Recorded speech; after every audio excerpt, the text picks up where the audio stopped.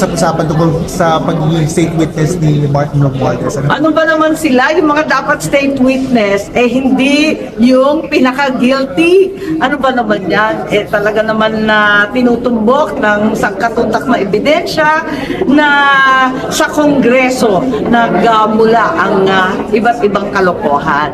Kaya kinakailangan suriin natin maigi, pambihira naman, magbibidabidahan pa ngayon. May mensahe ka sa ICI. Sorry? Mensahe niyo sa ICI. Ay, hindi ako nakikialam dyan. Independent daw sila. Daw.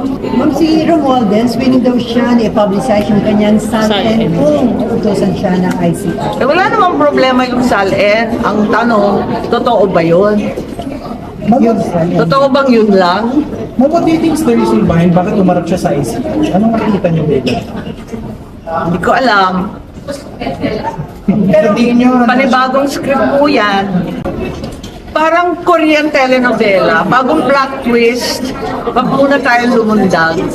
So, ma'am, hindi mataas ang expectation niyo na may magagawa yung ICI to address itong flood control? Yan, naniniwala ko sa mga members ng ICI, wag lang tayo magpaandar sa kung ano-anong gimmick dyan.